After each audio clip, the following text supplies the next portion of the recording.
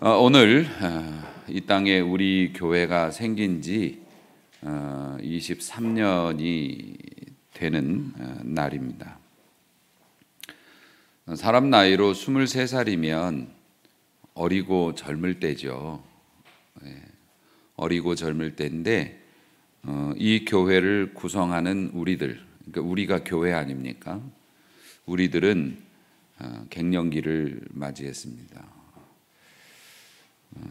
참 오랫동안 함께 했죠. 여러분들도 이제 초창기부터 저희 교회 출석하신 분들은 어렸어요. 그때도 이제 갓 아기 낳아서 아장아장 이랬던 친구들이 지금 다 뭐 대학 졸업하고 막 이러니까는요.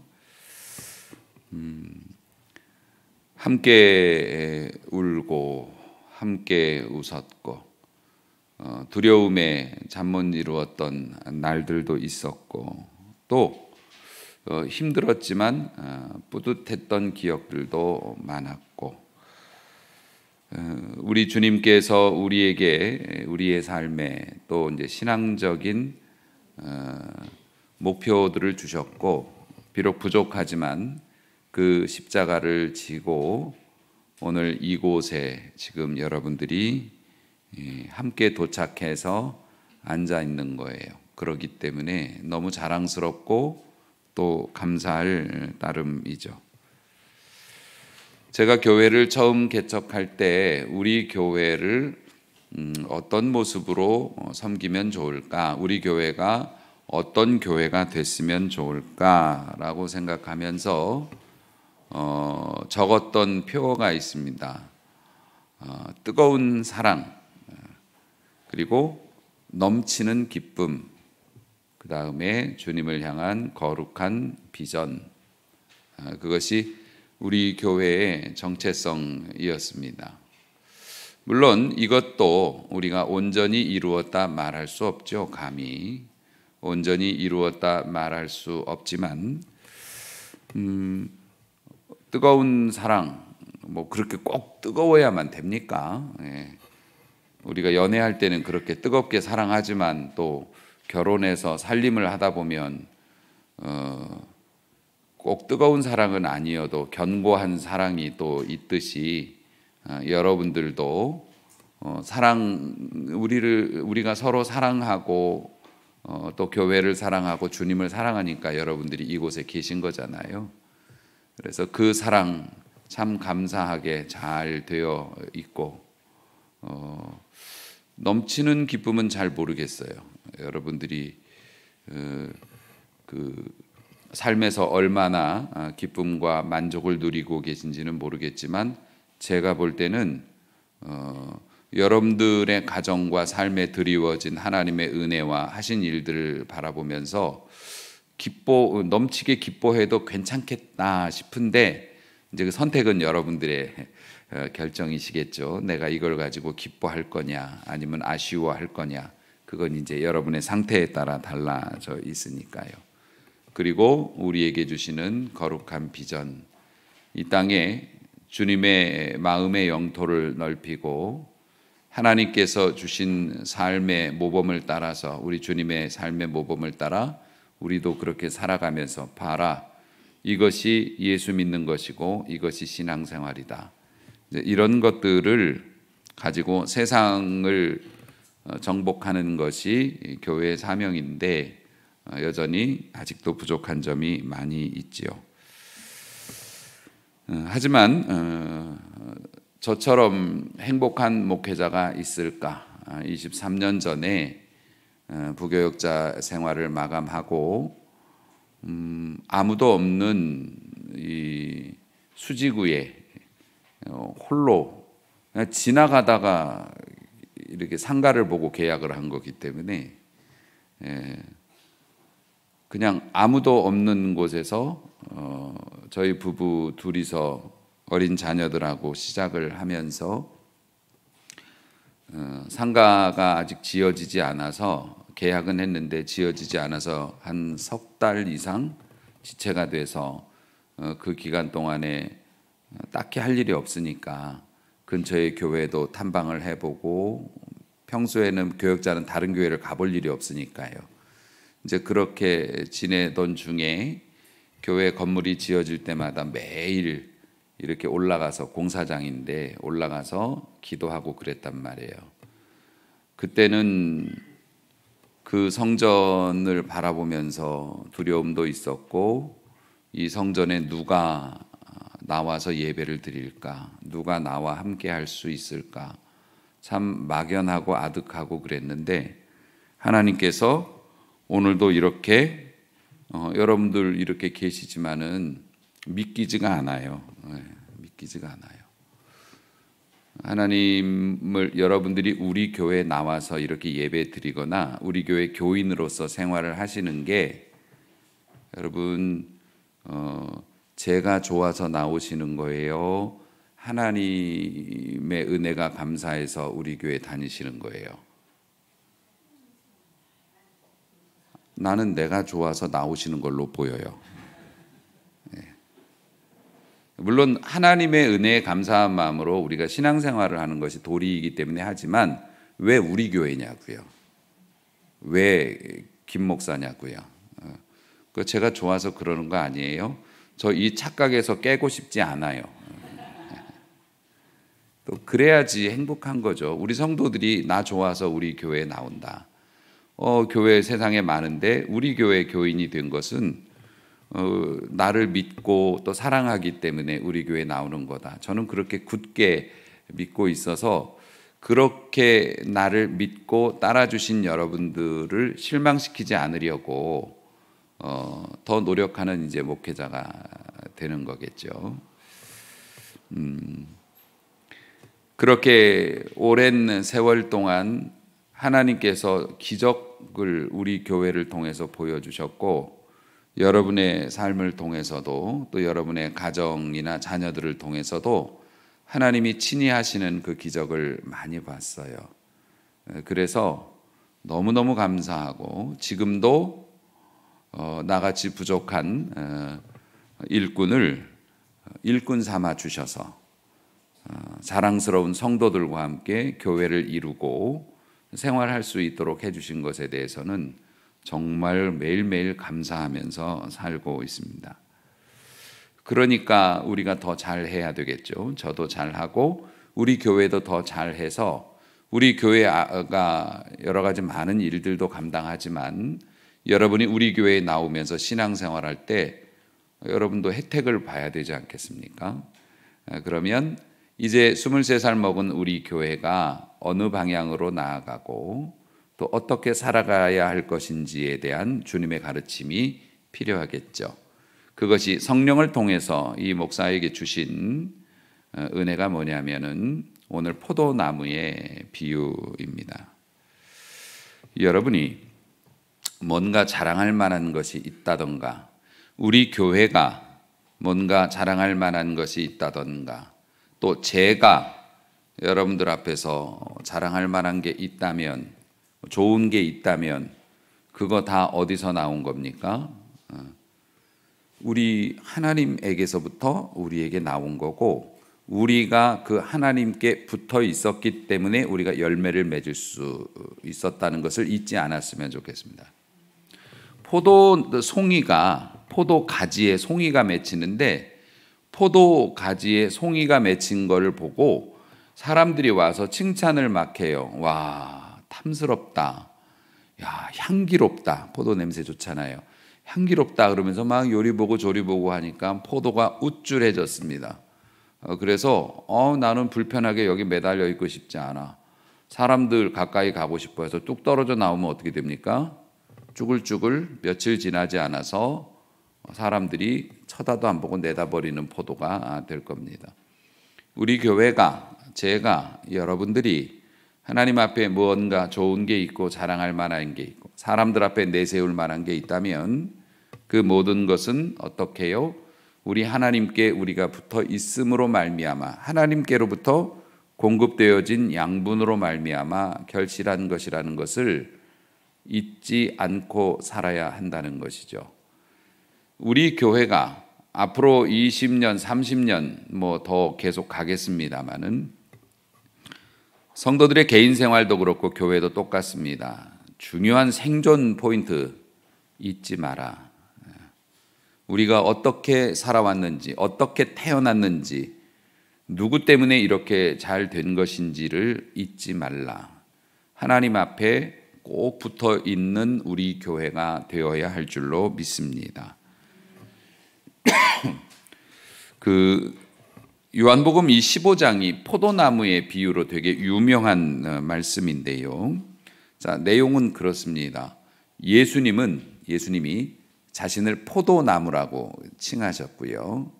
여러분과 저는 그 포도나무에 붙어 있는 가지죠. 열매가 맺히는 가지. 그리고 하나님은 역할이 농부 역할을 하셔요. 그래서 농부는 포도나무를 관리하지 않습니까? 때에 맞게 관리해서 나무를 보호하죠.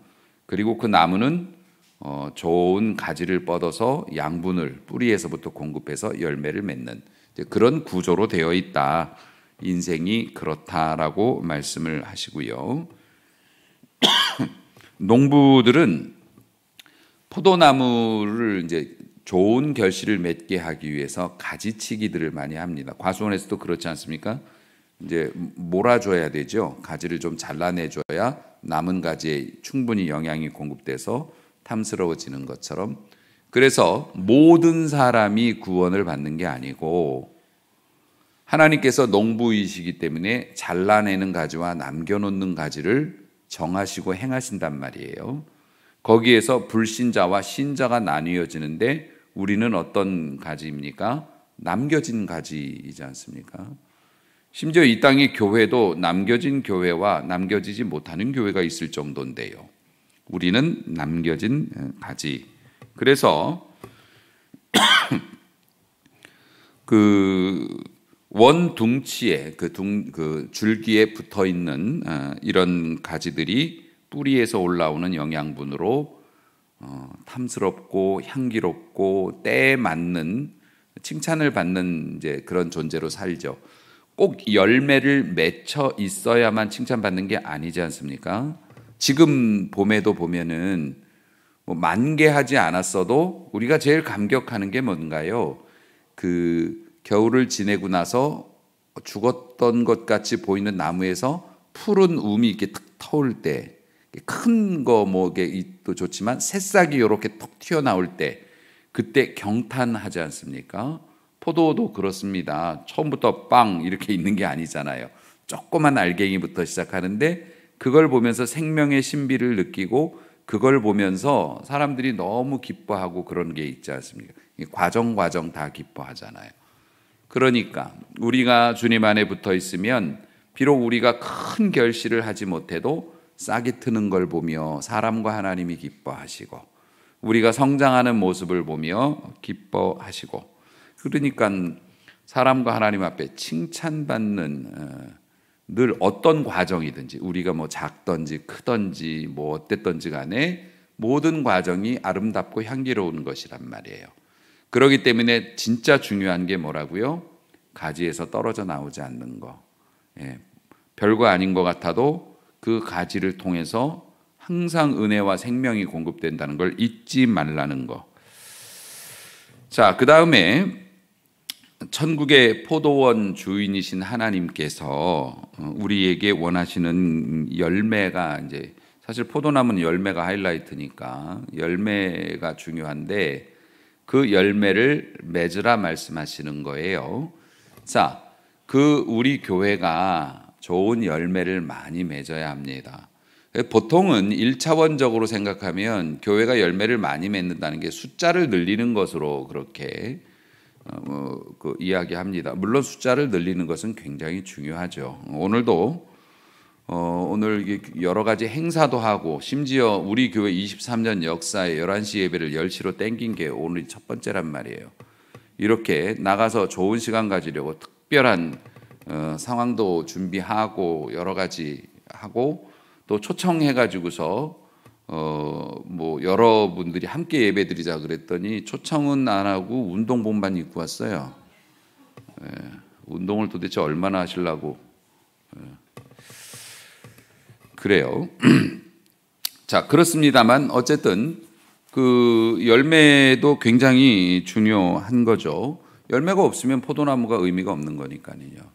그러면은 우리가 맺어야 될 열매가 뭐냐? 1차원적으로 숫자를 늘리는 것도 당연히 분명한 열매이지만 여러분 생각해 보십시오. 먹을 수 없는 신포도도 있어요. 마트에서도 검수를 하고 나왔다고 해도 잘못 사면 먹기가 불편한 것들도 있는데 필드에서는, 농장에서는 먹을 수 없는 열매들도 있단 말입니다.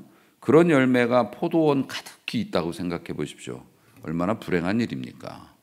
그러니까 좋은 열매가 돼야죠. 한 송이든 두 송이든 간에 좋은 열매가 돼야죠. 그러면 포도원 주인께서 오셔서 포도원을 보실 때 먹기 불편하고 맛없는 열매가 많이 있는 것보다는 작은 농장이라 해도 한 송이 한 송이가 다 향기롭고 탐스럽고 아름다운 것이면 얼마나 흡족하시겠습니까? 그러면 이제 우리 교회가 좋은 열매를 맺어야 하는데 하나님께서 여러분에게 원하시는 열매가 어떤 것이냐? 주님께서 말씀하셨어요. 아버지께서 나를 사랑하신 것 같이 나도 너희를 사랑했으니까 그 사랑 안에 거하라. 자, 여러분의 마음이 지금 딴 곳에 가 있는 걸 분명히 알고 있기 때문에 답을 먼저 말씀을 드리겠습니다. 나의 사랑 안에 거하라. 주님이 말씀하셨죠. 주님의 사랑 안에 거하는 게 열매예요. 어제 이제 저희 아들이 요즘에 공연을 계속 하고 있어서 교회를 요즘 못 나오고 있는데 어제 저녁에 초대를 해줘서 공연을 잠깐 보고 아들 집에서 저녁을 이렇게 먹고 왔습니다. 그런데 아들이 걱정을 많이 해요. 아버지, 나는 신앙인인데 자기가 스스로 신앙인이라고 말해주는 것도 사실 부모 입장에서는 고맙죠. 나는 믿음이 있는 사람인데 이렇게 계속 그 좋은 공연이나 좋은 가수들과 협업하는 거는 감사한데, 일이 들어오는 건 감사한데 그걸 하나님이 주시는 거라고 자기는 믿는데 이렇게 교회를 자꾸 일을 줬더니 이놈이 교회를 빠지네. 얘가 그런 생각을 하는 거예요. 분명히 하나님이 내가 신앙생활 열심히 하고 그래서 이렇게 나에게 이런 많은 일들을 주시는 것 같은데 일이 너무 바쁘다 보니 교회를 못 나오니 하나님께서 보실 때 어라? 이 녀석이 일을 많이 줬더니 교회를 빠지네? 그럼 일을 주지 말아야겠다. 그러면 어떡하죠? 아빠? 이렇게 물어보더라고요. 그래서 글쎄, 아버지가 목사이기 이전에 그냥 아빠도 신앙생활을 하는 사람으로서 우리 하나님이 그 정도로 편협하지는 않으실 것 같은데 라는 얘기를 했어요. 왜냐하면 하나님께서는 중심을 보신다고 그랬잖아요. 우리의 그 진심을 아시는 거지 않습니까? 그렇기 때문에 네가 하나님의 은혜에 감사한 마음으로 예배를 드려야지, 교회에 나와야지, 피곤해도 나와야지 라는 생각을 가지고 있는데 상황이 이렇지 못해서 못 나오는 거라면 하나님께서 어라 이놈 봐라, 이제 너는 상이 아닌 벌을 받아라, 그러실 것 같지는 않다. 하나님이 우리를 보시며 기뻐하시는 것이 여러분처럼 이렇게 나와서 예배 드리는 거 엄청 기뻐하시죠. 하지만 여러분 보십시오. 우리가 일수를 찍듯이, 하긴 요즘 친구들은 일수가 뭔지도 모를 수도 있겠다. 옛날에는 돈을 빌리면 수첩에다가 30일이면 30개 날짜를 써서 매일 찾아와서 얼마씩 받고 거기다 도장을 찍어준단 말이에요. 이게 일수 도장이라고 그래요. 저희 어머니가 일수 쓰는 거를 많이 봐가지고 그 수첩도 내가 기억하고 있어. 그걸 매일 와서 아줌마가 받으러 와요. 그럼 도장 하나씩 찍는단 말이에요. 그렇게 한다. 하나님을 섬길 때 우리가 일수 도장 찍듯이 1년 52주 개근을 하면 하나님이 복을 주신다. 이건 너무 쉬운 거죠. 신앙생활하기 너무 쉬운 거예요. 만약에 그렇게 해가지고 퍼펙트하게 한 번도 펑크 안 내고 하면은 하나님이 뭐 이렇게 복을 주신다. 이건 자판기 아니에요? 자동 판매기. 이걸 넣으면 요게 나온다. 신앙생활은 굉장히 우리 특히 기독교 신앙은 고도화되어 있어요. 그러니까 1차원적인 그 종교관을 가지고 있는 그 종교들 있지요. 그런 종교들은 이렇게 드린 만큼 받는 거예요. 그래서 자기 자식을 잡아 바치는 거예요. 제일 귀한 거를. 그러면은 더 큰 걸 받으려고. 이런 식이에요. 괴물이 1년 동안 밥을 안 먹고 계속 물속에만 있대요. 그런데 1년에 하나 이 마을에서 처녀를 잡아다 바치면은 그거를 잡아먹고 1년 동안 봐준대요. 저 웃기는 일 아닙니까? 괴물이 우리의 삶에 관심도 없어요. 그런데 1년에 한 번 바치기로 한 거 안 바치면 가만 안 둔대. 그런 신은 섬기기가 너무 편한 거 아니에요? 그런데 하나님은 어떠십니까? 하나님은 24시간 365일 우리와 함께 하시며 우리와 함께 한숨 쉬시고 우리와 함께 박수 치시고 우리와 함께 기뻐하시고 항상 은혜와 진리의 빛으로 우리 곁에서 우리를 인도하시고 그리고 귀신처럼 머리끄댕이 붙잡고 끌고 가는 게 아니에요. 하나님께서는 네가 문을 열면 좋겠다. 왜냐하면 우리 인간은 하나님을 닮은 인격체, 하나님의 자녀라 칭함을 받는 자들이기 때문에 그렇게 막 1차원적으로 그렇게 하시지 않는단 말이에요. 그렇기 때문에 오히려 10계명의 율법을 딱 정해놓고 이게 딱 수치상으로 해서 이거는 틀리고 이건 맞다 하면은 어쩌면 더 쉬울 수도 있어요. 그것만 지키면 되는 거잖아요. 하지만 하나님께서 우리에게 원하시는 도덕률은 굉장히 높습니다. 이거는 수치화되어 있질 않아요. 정형화되어 있질 않아요. 1차원적으로 신앙생활하는 거는 교회만 안 빠지면 돼. 하지만 하나님께서 우리에게 원하시는 것은 이 교회에 출석하는 거는 최소한도의 어떤 그런 모습이지 이게 절대적인 게 아니라는 거예요. 여러분 또 이 말씀 듣고 용기와 힘을 얻어서 자유롭게 교회에 빠지시겠다는 결단하시지 마시길 바랍니다. 지금 그것보다 더 중요한 건 우리의 삶의 방향이 또 우리의 삶 속에서 주님께서 여기서 멈춰라 아니면 여기서 한 번 더 가자 이렇게 말씀하실 때 따라가는 살아있는 사람이 되느냐 이것이 더 중요하거든요. 그래서 아들아 네가 만약에 52주를 한 번도 빠지지 않고 나와야 하나님이 복을 주시는 그런 존재라면 그렇게 알고 있다면 너무 단순하게 하나님을 생각하는 것 같아. 하나님은 너의 마음을 아시기 때문에 네가 그 은혜에 감사함을 잊지 않고 어떤 형태로든지 간에 네가 할 수 있는 방식을 통해서 그 감사를 표현하고 실천에 옮긴다면 하나님은 충분히 기뻐하실 테니까 염려하지 말라. 그렇게 이야기하고 왔어요. 여러분, 주님의 사랑 안에 거한다는 것이 열매를 맺는 거라고 말했어요. 그러면은 그 사랑, 어떤 사랑이냔 말이에요. 물론 우리가 교회를 빠지지 않거나 많은 종교적인 행위를 하는 것도 주님을 사랑해서 하는 거죠. 하지만 주님을 사랑해서 하는 것이 그 종교적인 행위만으로 이게 종결 지어진다면 우리는 그거 미신하고 똑같은 겁니다. 내가 교회 한번 빠졌으니까 하나님이 벌 주셔갖고 날 이럴 거야. 내가 하나님 앞에 11조 못 드렸으니까 하나님이 나를 가난하게 하실 거야. 여러분 그게 우리가 섬기는 하나님 맞습니까?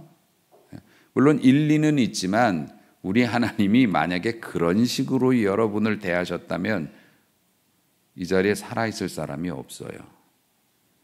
여러분이 항상 정직했습니까? 항상 건강했습니까? 항상 깨끗했습니까? 아니요. 우리의 삶에 보면 실수한 날도 있었고 부정적인 생각을 한 날도 있었고 하나님 앞에 말 못할 날도 있었죠. 만약에 그것대로 여러분을 평가했다면 여러분은 지옥 갈 겁니다.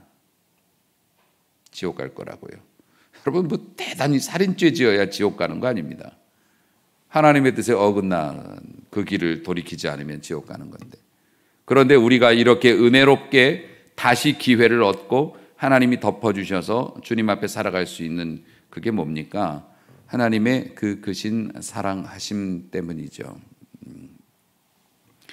여러분, 그래서 우리가 하나님을 사랑하는 그 열매를 맺는 게 단순히 종교적인 의무 개수만을 충족시키는 것에서 끝나지 않는다는 거예요. 끝나지 않고 뭡니까? 우리가 사랑에 있어서 사랑하는 사람이라고 인정받아야 돼요. 우리 교회와 여러분들이. 그러면은 사랑도 여러 가지가 있잖아요. 물질을 사랑하는 사랑도 있지 않습니까? 자식에 집착하는 것도 사랑이라고 포장합니다. 이성에 집착해가지고서 내 말 안 들으면 막 죽여버립니다. 왜 죽였냐 그러면 사랑했기 때문에 죽였대요. 이건 사랑이 아닙니다. 잘못된 거죠. 주님께서 어떤 사랑을 너희가 완성해야 된다고 했냐면 아버지가 나를 사랑하신 것처럼 나도 너희를 사랑했다. 그러니까 내가 너희를 사랑한 것처럼 너희도 서로 사랑하라. 아멘. 그 사랑은 주님이 우리를 사랑하시는 방식이에요. 그러면은 주님이 우리를 사랑하신 그 방식이 어떤 방식인가? 15장 13절에 보면 이렇게 나옵니다. 사람이 친구를 위하여 목숨을 버리면 이보다 더 큰 사랑이 없나니. 우리 주님께서 우리를 위하여 목숨을 버리심으로 우리를 사랑하셨잖아요. 그렇게 되면은 우리도 목숨을 걸고 사랑을 해야 그게 하나님 앞에 열매가 된다라고 얘기를 할 수 있지 않습니까? 그러면은 너무 무섭잖아요. 아니 교회 편하려고 다니고 마음의 안정과 위로를 받으려고 다니고 뭐 사랑하라고 하면 뭐 좋지 뭐 서로 좋게 지내는 거야 뭐 나쁘겠어? 이 정도 우리 부담스럽지 않게 생각했는데 목숨을 버릴 정도로 사랑하라고 이야기하면 그건 좀 우리가 부담스러워할 수도 있겠죠. 그런데 여러분, 그것은 우리 주님이 하신 이제 사랑의 방식의 결론이지만 그 정도까지 우리를 사랑하셨다고 하지만 우리가 그렇게까지 주님을 사랑할 수 있을 만큼 믿음이 크지는 못해요. 그러면 흉내는 내야 될 거 아니에요. 그래서 그리스도인의 일생 사명이 뭐냐면 예수님 카피하기란 말이에요. 예수님의 짝퉁이 되어가는 거예요. 좀 더 정교한 짝퉁이. 원 예수님은 아니지만 예수님을 닮아가는 모습. 자, 보십시오. 우리가 서로 사랑한다고 얘기합니다. 그래서 우리 교회 사랑이 넘치는 교회, 뭐 입에 발린 말로 편하게 좋죠. 그러면 여러분들도 편하게 아멘하고 그리고 각자의 삶을 살면 되니까. 자, 예수님이 사랑하는 방식대로 우리가 서로 사랑한다. 그러면은 이런 거예요. 우리끼리만 사랑합니까? 아니에요. 우리 교인들끼리만 사랑합니까? 아니에요. 우리 가족만 사랑합니까? 아니에요. 여러분 그냥 간단하게 주님께서 이 땅에 계시면서 행하셨던 일들 보세요. 제자들하고만 놀았습니까? 아닙니다.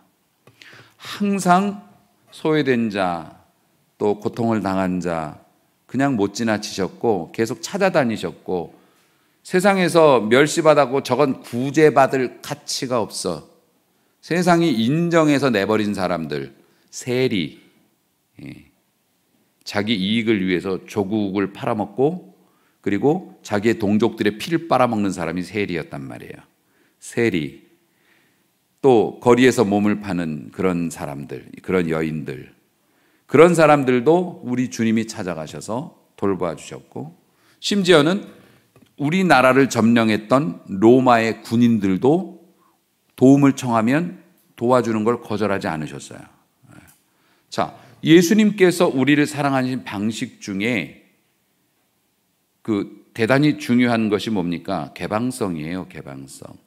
그러니까 우리끼리는 너무 친한데 우리 범위를 벗어나서는 너무 표독하고 쌀쌀맞고 너무 냉정하고 사실 그것이 주님이 원하시는 사랑은 아니라는 거죠. 그러니까 우리끼리 아무리 친해도 우리가 우리 교회 밖의 사람들에게 냉정하거나 무관심하다면 우리는 향기로운 열매라고 보기는 어렵다는 거예요. 부담스럽지만. 여러분, 내가 너희를 사랑한 것처럼 너희도 서로 사랑하면 그 사람은 열매를 많이 맺고 하나님께 영광을 돌릴 거라고. 그래서 우리가 좀 더 편견 없이 우리의 울타리를 그 사랑이 넘어가는 은혜가 있기를 주의 이름으로 축원합니다. 그리고 우리의 교회 미래가 그런 방향으로 개척되어지기를 소망합니다. 하나님께서 이 세상을 사랑하셔서 독생자를 주셨어요.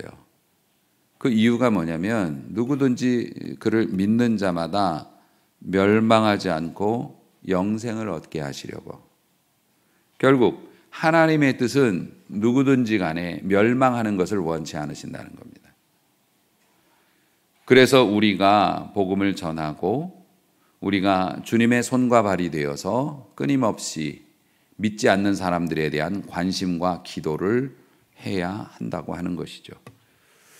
그래서 제가 좀 곰곰이 생각을 해봤는데 올 한 해 우리의 목표가 한 사람이 한 영혼을 주님께로 인도한다. 이것은 예수님께서 사람의 영혼을 필요로 하셔. 구원받는 것을 기뻐하셔. 더 많은 사람, 아니면 교회 목사님이 우리 교회 숫자가 늘어나는 게 좋다고 해서 하는 거야. 여러분, 그게 1차적인 게 아니에요. 여러분, 우리가 영혼을